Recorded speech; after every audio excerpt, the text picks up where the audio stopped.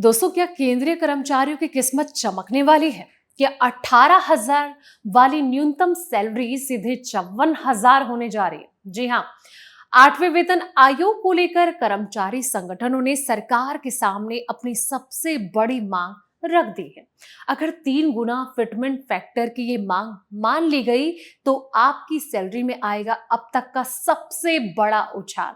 क्या है इस दावे की पूरी सच्चाई और क्या कहती है ड्राफ्टिंग कमेटी की ताजा रिपोर्ट? आइए देखते हैं इस खास रिपोर्ट में। नमस्कार, मैं हूं आपके साथ संध्या बिष्ट और आप देख रहे हैं द इकोनॉमिक टाइम्स हिंदी। 8वें वेतन आयोग में फैमिली यूनिट बढ़ाने का प्रस्ताव केंद्रीय सरकारी कर्मचारी यूनियनों की बड़ी मांग बनकर उभर रहा है। दोस्तों, अगर इसे मंजूरी मिलती है तो बेसिक सैलरी की गणना में तकनीकी रूप से करीब 66% तक की बढ़ोतरी हो सकती है।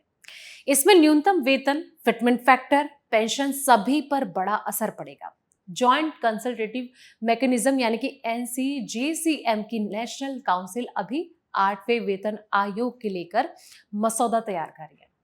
इस एक बदलाव से करीब 1.2 करोड़ कर्मचारी और पेंशनर्स की जो सैलरी है वो तय करने का तरीका बदल सकता है। 7वें वेतन आयोग में न्यूनतम वेतन की जो गणना है वो 3 यूनिट के आधार पर हुई थी: कर्मचारी, जीवन साथी और 2 बच्चे। ये जो गणना है डॉक्टर वॉलेस आइकॉर्ड के फॉर्मूले पर आधारित थी, जिसमें कि परिवार की बुनियादी जरूरतें शामिल थी।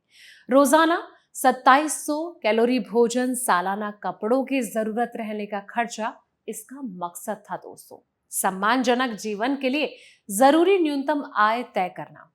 अब सवाल ये कि अब क्या मांग की जा रही है, चलिए अब इसे समझते हैं। तो बता दें कि कर्मचारी यूनियन चाहती है कि जो फैमिली यूनिट है 3 से बढ़ाकर 5 कर दी जाए, जिसमें कि आश्रित माता पिता को भी शामिल किया जाए। फिटमेंट फैक्टर क्यों बढ़ सकता है, ये बहुत इंपॉर्टेंट सवाल है। फिटमेंट फैक्टर वही गुणांक है जिसमें कि पुरानी सैलरी नई सैलरी में बदल जाती है। फैमिली यूनिट बढ़ने से न्यूनतम वेतन की जो गणना है वो बड़ी हो जाएगी, जिससे कि ज्यादा फिटमेंट फैक्टर की जो मांग है वो मजबूत हो जाती है।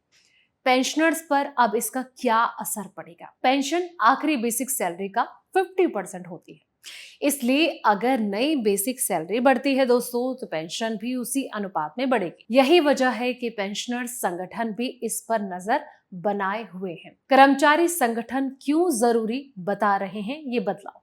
तो बता दें कि यूनियनों का ये कहना है कि महंगाई तेजी से बढ़ती जा रही है। कई कर्मचारी माता पिता की जिम्मेदारी उठाते हैं।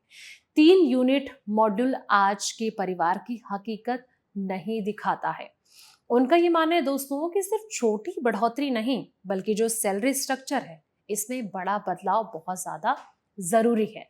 अब सवाल ये आ जाता है कि अभी की क्या स्थिति है? तो NCGCM अलग अलग विभागों की मांगों को जोड़कर सरकार को अंतिम प्रस्ताव देगा। इसमें फैमिली यूनिट विस्तार, न्यूनतम वेतन, पेंशन समानता और भत्तों से जुड़े सुझाव शामिल होंगे। सरकार 5 यूनिट प्रस्ताव मानती है या फिर नहीं, ये अभी साफ नहीं हुआ है। लेकिन अगर मंजूरी मिलती है तो सैलरी, पेंशन और भत्तों में बड़ा बदलाव देखने को मिल सकता है। कर्मचारियों के लिए सबसे अहम बात वो ये कि 66% बढ़ोतरी का जो आंकड़ा है कोई अनुमान नहीं है, बल्कि वेतन गणना के फॉर्मूले में बदलाव से जुड़ा गणित है। अगर फैमिली यूनिट 3 से 5 हुई तो बेसिक सैलरी लगभग 66.67% बढ़ेगी। फिटमेंट फैक्टर बढ़ाने का आधार मजबूत होगा। न्यूनतम वेतन 54,000 तक मांग की जा सकती है।